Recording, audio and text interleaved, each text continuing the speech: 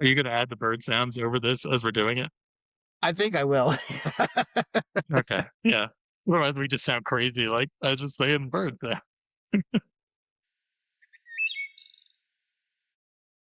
Hello, everyone, and welcome to Winging It with Frank and Sammy. I am Sammy, and this is my co-host, Frank. Frank, how are you doing today? I'm doing all right. I'm pretty good. Fine. Okay. How are you? I'm doing well. Yeah, it's a beautiful summer day in Southern California here. Not too hot, not too cold, just right. But yeah, today we are going to talk about bird song. It's a little late in the season, maybe. Some birds are still singing.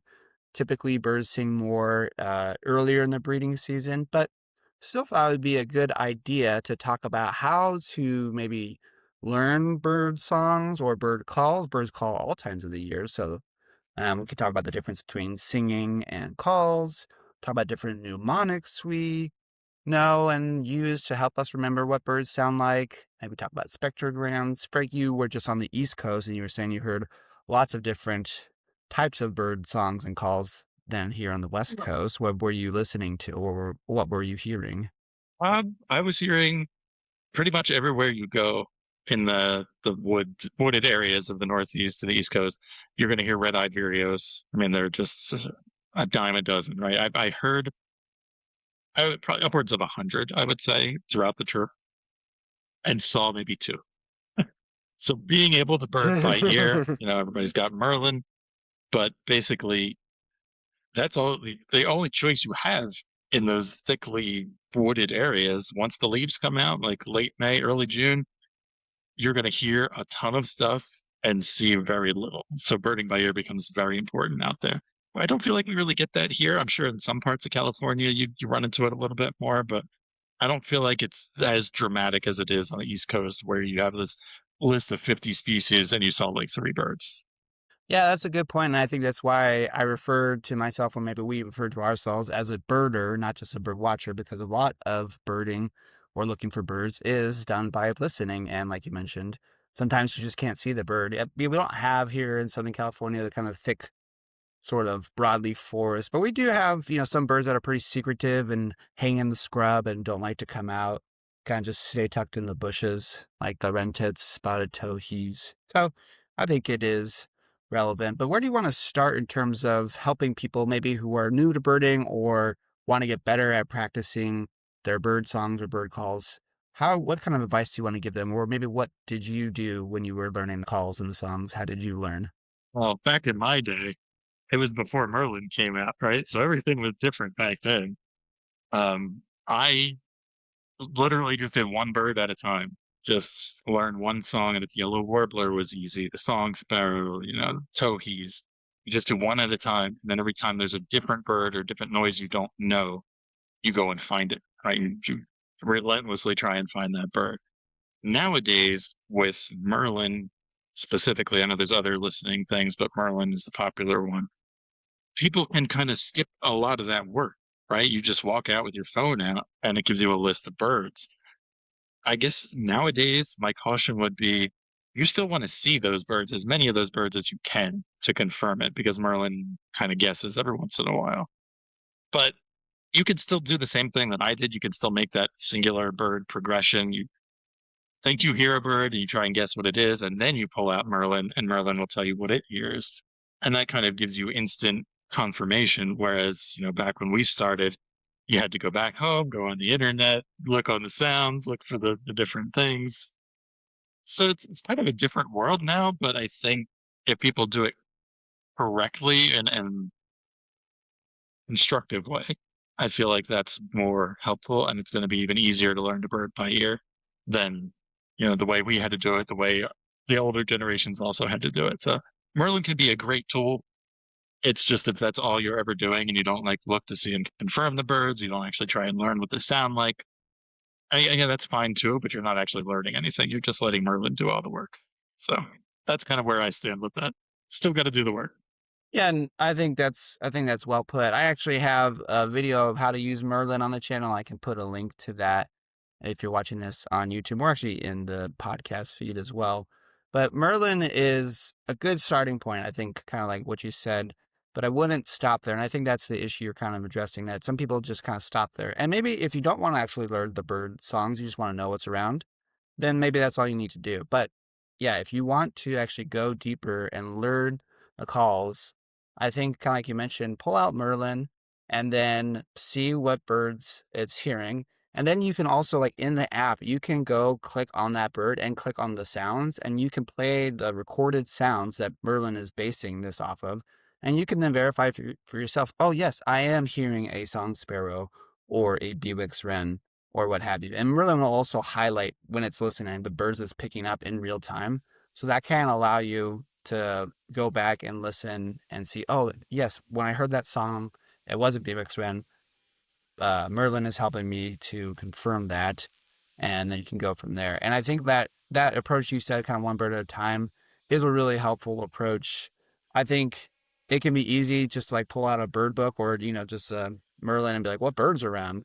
But I really start like just what are the maybe 5 or 10 most common birds in your backyard that you're hearing all the time, and then get to know those really well.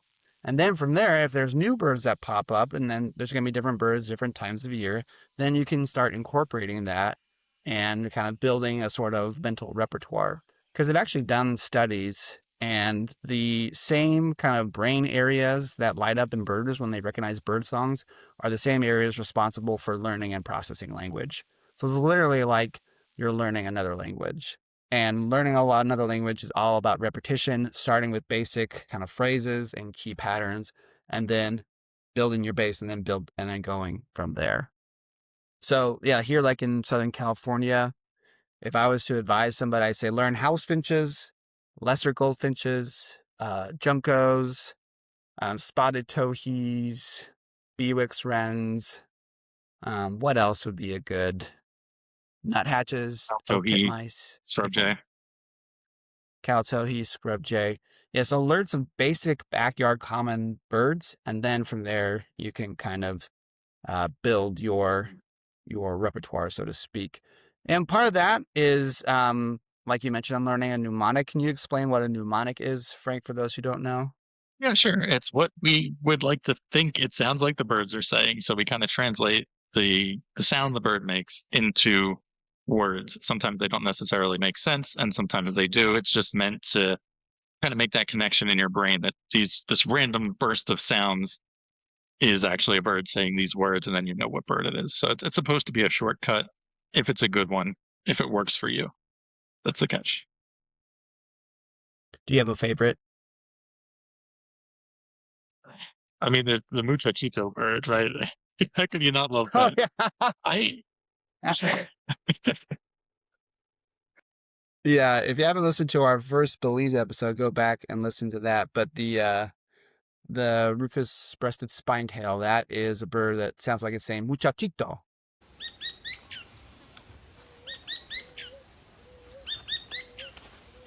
And I have now nicknamed yeah, Frank Frank de Muchachito instead of Frank de Martino. So a little that's inside joke for y'all there, but yeah, that's a great one, perfect one. How about one more local? uh, I mean, there's a lot there are some that I feel like don't really work for me, and there are some that work really well. So the yellow warbler is classic. I really like that one. The American goldfinch, the potato chip flight call. Once you key in on that, and that really helps.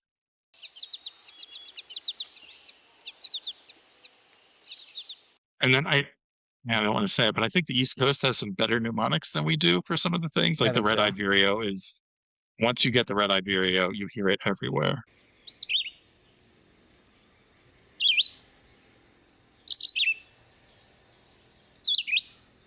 The white-eyed vireo, quick with the beer check. I really like that one.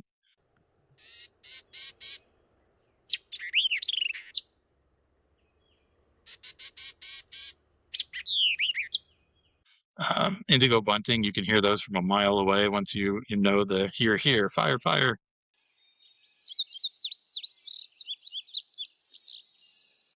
Um, yeah, there's a lot. I really like even whippoorwills and poor wills, the ones that sound like they're saying their name. I mean, that's when the name is the mnemonic, you're golden. You don't need to memorize two things. It's just the one thing. It's great.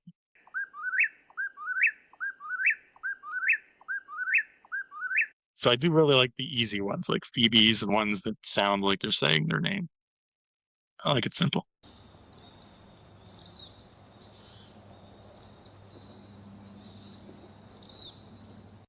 Yeah, I feel like there's a couple poorly named ones like Killdeer. I don't hear Killdeer at all when they're calling.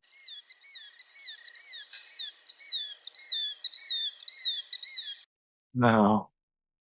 No, I didn't even realize that's what they were supposed to be saying. Like, Part of it is, there are some like established ones, like especially in the East Coast or like Eastern Towhee, drink your tea. That's a good one. okay. Here in the West Yeah. Coast, one of the first ones I think of, this is not really a backyard bird, but the all-sided flycatcher, quick 3 beers. So that one's like pretty consistent. Some of them are harder, like Bewick's runs. They just have so much different types of songs that you can't Mhm. really have a mnemonic to them. It's just a sort of feeling, and if you can't put a mnemonic on it, I think a lot of it is learning about like the pitch and the sort of rhythm and cadence to something. So like for example, Pacific wrens, again, not a bird in Southern California, but like in the Sierras, they just are kind of nuts and they just like go. And if you hear a bird that's just singing for like 30 seconds straight and not taking a breath, that's a Pacific wren.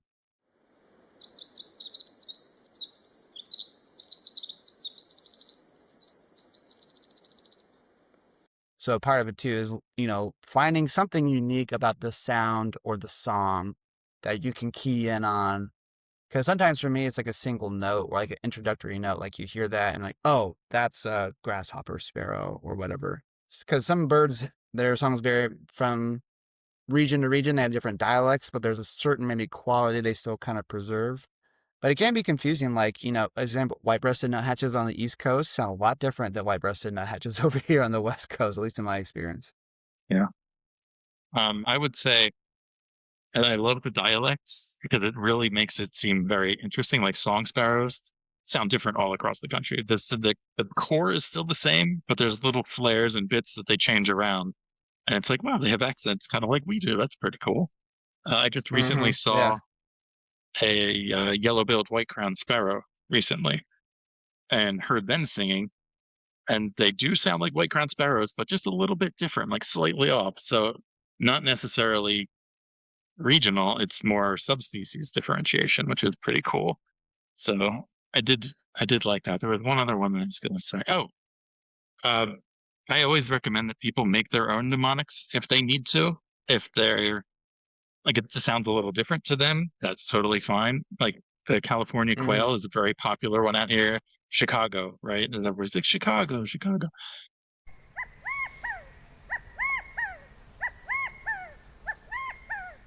That I for whatever reason, when I first started doing it, I was like, it sounds like it's saying quail's here, quail's here, and I'm like, oh, that's easy. Then I know what's calling, and I don't have to think about it. There you So go. that's what I go with instead of Chicago. But either one works. That's fine. Yeah, I'll come up with like Clark's Nutcrackers. I think they're always laughing at you, like ha ha ha ha ha ha. Oh, my favorite. Oh, this is my favorite. The Phainopepla, when it does its call, it sounds like it's saying what, Mhm. what, what. Yeah.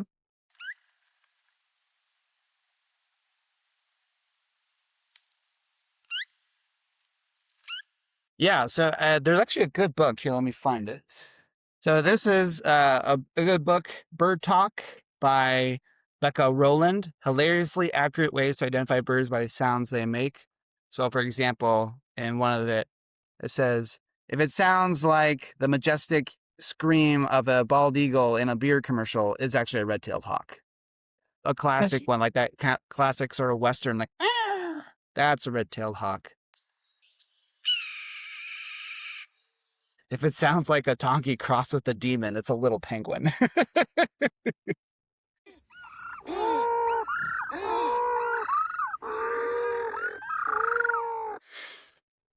I like it. So this is more of a fun kind of goofy one. it's a fun book to just kind of like get you used to maybe the language and how to think about bird sounds.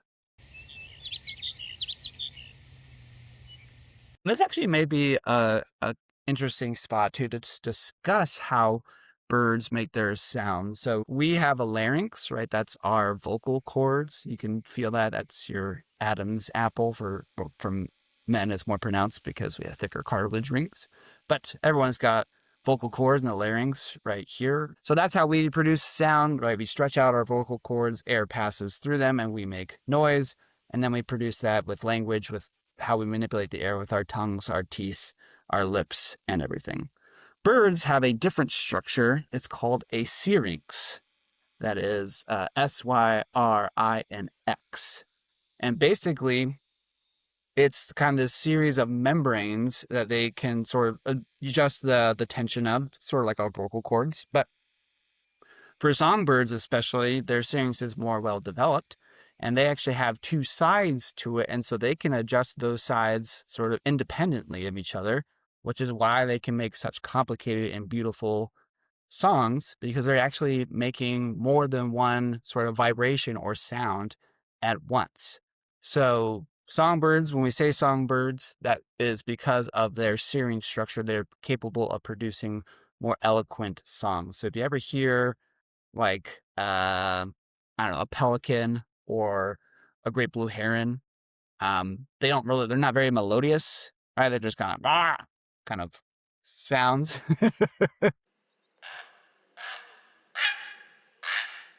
But then condors actually don't have a really well developed syrinx at all, so they just kind of make hisses and grunts. They can't really communicate from long distances at all. They have to be like right next to each other to have any vocalizations. So the anatomy of the bird dictates how it produces sound. And for songbirds, again, you're going to hear different sounds at different times of year. Songbirds are going to make songs more for territory and mating displays. Generally, males sing more than females, but females also do sing, and sometimes they will even duet. To the point where you may not even recognize that's two birds because they're so in sync. The male will sing one part and the female comes in right after, and so they're actually duet to each other, kind of like a little love song, right back and forth, reaffirming their bond. Males sing to, establish and protect territories and kind of defend from rival competitors. That's why we discourage playback of birdsong during the breeding season, because literally what you're saying is, I'm here to take your partner. I'm here to take your partner. Which people always think that's like, oh, the first bird is singing such a beautiful song. It's so happy. I was like, yeah, I mean, it's like, sure. I saw a study some time ago about chickadees and how they responded to playback. And so if somebody plays the playback, the chickadee comes and investigates, and like it's a battle basically, not like a physical battle, but like an auditory battle. So the chickadee calls and the playback or whatever. And if the chickadee, the male, out sings the playback, like you stop playing it basically, that chickadee goes up in social status among the rest of the chickadees in the area. So you're more likely to find a breeding Oh, partner. interesting. If you keep nailing the playback, trying to get the bird closer, and the chickadee gives up and leaves, he goes down in social status, and it impacts his ability to find a mate. So you really are kind of like stepping in and messing with the balance of things if you overdo the playback, especially during breeding season. It's interesting to think about it like that, but it makes a lot of sense. If there's a rival, then the other birds are gonna be like, "Oh, that bird must be stronger. The one that keeps going every time this human touches a button must be the best bird." Yeah. Right. Yeah. He never stops. He's got all the energy in the Yeah. world.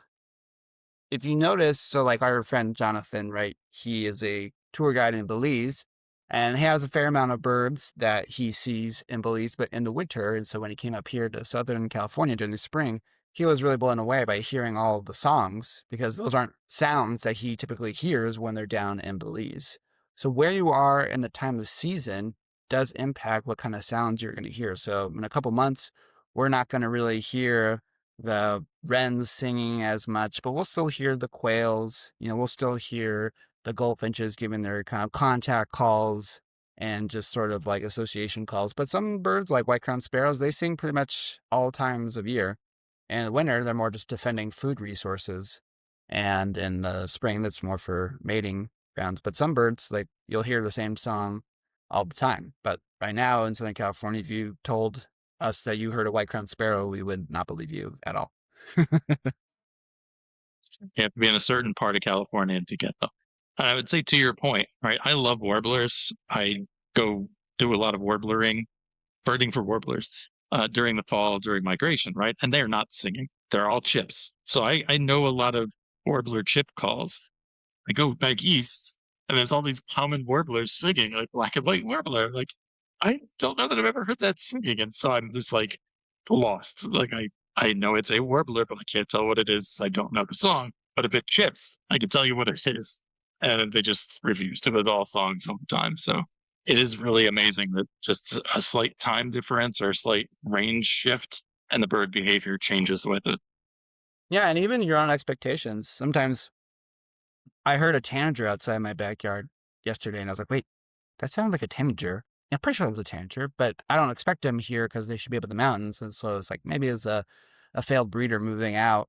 But even what you're kind of expecting to hear can impact what you actually hear or what you interpret you hear. So, perception happens in the brain. The sound gets to your brain, but your brain is the one who actually interprets it. So what you're kind of expecting does impact what you're going to hear, which is why, again, if you become familiar with the birds that are in your area and then you happen to hear something different, listen to that sort of unfamiliarity and maybe you can try to figure out what it is.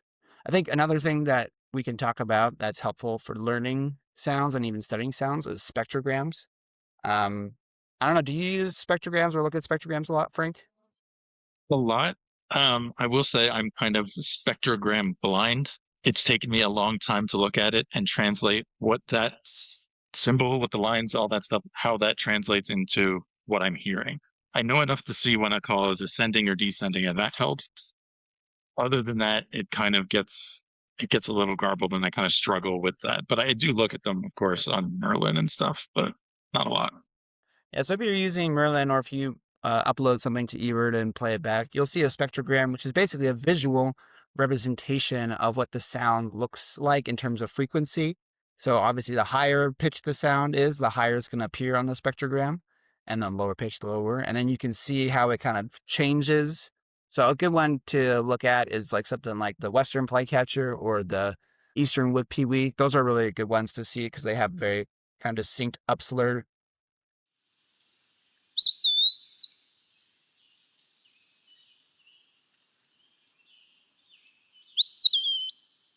And for some people, I think that can help sort of give a visual to what they're hearing and sort of like, okay, when I hear that, that's a Western flycatcher or something like that.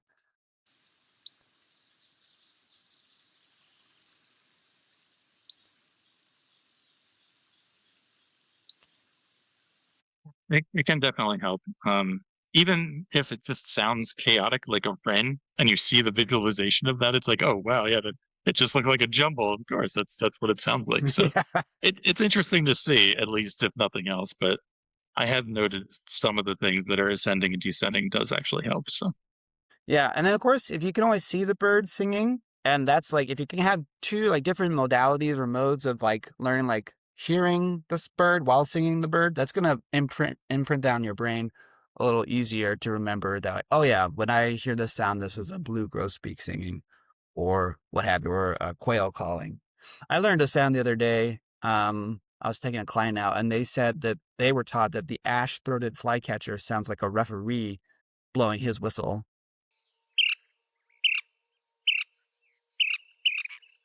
Um, and I was like, oh, that's a really good, like kind of little short that's little. good. Prr, prr. Yeah, I like that. It's like silly things like that that really help it stick in your brain. What's it? I learned. Oh, here's a good one. When I was back east, Swainson's warbler was a lifer for me, and we didn't see it. We only heard it. Unfortunate, but it was nesting, and there are signs everywhere telling you not to play callback. So obviously, we're not going to do that. The mnemonic that I don't know if it's official, but the mnemonic that we were using as a group was "ew ew ew." I stepped in poo, Yeah, yeah, so I will yeah. never forget that. But yeah, there's a lot of mnemonics out there that people have that aren't like widely spread, I guess, like Kentucky Warbler versus the Ovenbird was a nice thing to try and study just based on because they both sound like they're saying teacher, teacher, teacher, but the Ovenbird kind of increases in intensity as it goes along. So by the end, it sounds like it's shouting at you, and the Kentucky Warbler is just flat. So I didn't know that just looking at it in the book until being out there and hearing them both call was kind of cool. So there's not a lot of substitute for actual in the field practice for this. Yeah, and once you get more kind of calls under your belt, so to speak, or songs that you're familiar with, you can sort of start comparing them. Like black-headed grosbeak, I was taught what sounds like a robin that's drunk. So if you learn the robin, kind of the sweet doo doo doo doo, and Yeah. then the black-headed grosbeak has those phrases, but they're way more slurred together, and so there's less distinction between them.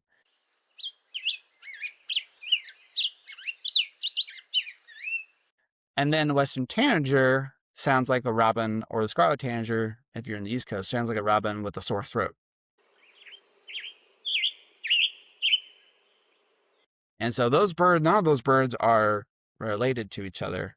Wait, no, sorry, the Tanagers and the grosbeaks are, but the robin's not related. And if you can learn, maybe one common bird, then you can sort of compare what they sound like to other birds. And it is helpful, actually, for birds that are related. Sometimes they do have a similar, you can, like with warbler chips, you can hear a chip, you're like, that's some type of warbler. If it's a chip that's unfamiliar to you, you can record it, try to find it. But it is helpful to start associating certain types of sounds, like that sounds like a sparrow, that sounds like a wren, or that sounds like some sort of, warbler or finch. Kind of like dialects or languages. There is some relatedness sometimes to different ways that birds sound. You noticed that it translates very well when you go traveling internationally. Like you'll hear something and say like, "Oh, that sounds like an oriole or a sparrow." And do the families sound the same even across such great differences? If I stay in the same hemisphere, like, yeah, like in the neotropics, like orioles sound like the orioles in Belize or Costa Rica. They're the same, they're the same family or genus as orioles up here, and some of them are actually the same species. So I think if you're geographically similar, but maybe just kind of further north or south, that still plays. I haven't been to Africa or Europe or like the old world in a long time, so that would be interesting to see how that impacted thing. But at least like here in the Western Hemisphere, yeah, I think it still holds. How about you? Yeah.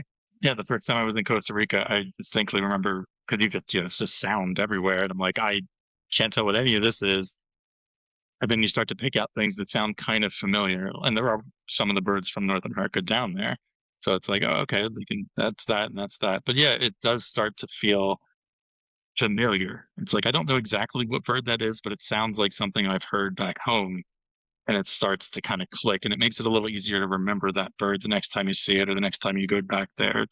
So it gets sticky in the brain a little bit. And so the more you know, the more you learn from your local environment, the more that translates into the bird world at large, right? You can go places and see new things and still have some familiarity with it. That I think is one of the coolest parts of it because it's not like you're just learning what the bird in your backyard sounds like. It's what all the birds related to that one could sound like, even all across the hemisphere, kind of thing. That's kind of a cool thing. I like it. Yeah, it's again really that's why I say that we're birders, not just bird watchers, because a lot of it is listening, really engaging all your senses, not just your visual senses, but also your auditory senses. People always ask me too, like, how do you know how they all sound like? And I ask them, well, how do you know how Mm. your mom sounds like versus your sister? It's like you're just familiar with them. I think we underestimate how much we can learn and how much we differentiate just on a day-to-day basis on our own, hearing them. If you care about birds, you'll learn to know the differences between them. Gotta listen. Yeah, another good reason to protect your hearing. So I have lots of clients who are older and who, sometimes can't avoid it, but if you can protect your hearing while you're young, then you can still keep hearing the birds when you're older, because generally you're going to lose that higher frequency range sooner. And a lot of birds have those high frequency calls like Cedar waxwings, ruby crown kinglets.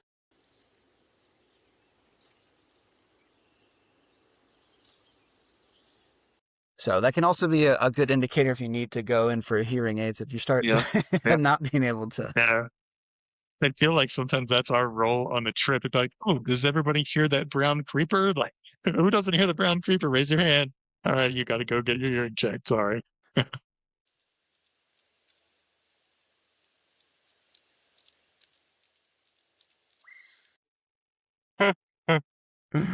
All right, that Um, seems like a good place to stop for now. But anything else you want to add before we wrap up, Frank? no, I think I just want to reiterate that putting the time in to listen to birds while you're walking around in your neighborhood, watching them in your backyard, like that's what builds kind of this passive familiarity with the songs. And then when you actively go to Merlin or you try to learn them, it gets a little bit easier. So just the exposure, being out there and paying attention, that's what to do. All right, well, that seems like a good place to end. Again, if you have any questions or comments, please leave them in the comment section below on YouTube, or you can join our Facebook page, Winging It with Frank and Sammy, and put them in there. You can find us or support us. Frank is at Frank the Bird Guy on Patreon. You can find my website, birdingwithsammy.com.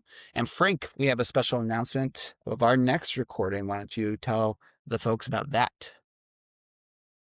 Yeah, next month, I guess it's August. I got to look at my calendar now. Is it the 8th we decided? I think the 8th. I think Saturday. so, the 8th, That yes. Saturday in August. Yep. At 2 o'clock in my store in Ventura, Wild Birds Unlimited, we're going to record our next episode live. Just in the middle of the day at the store, we'll set up some chairs, ask questions if you got them, and we'll figure out what we're doing on the spot as we usually do. So yeah, 2 o'clock, the 8th of August, Wild Birds Unlimited in Ventura. Come hang out. Yes, and this, I believe that will be mark 1 year for us doing the podcast. 1 year, a whole year, come full circle, and yeah, 9 years for the store. So why not? It'll be fun. Good time, good time. Yeah, we would love to see you guys out there at the Wild Birds Unlimited store in Thousand Oaks, August 8th, again, 2 p.m. Thanks, for a Irving. live recording of Frank with Sammy. Oh, excuse me, not Thousand Oaks. That's a different store. We don't talk about that store. Ventura. I'm sorry. Yeesh. That store's too busy to host us anyway.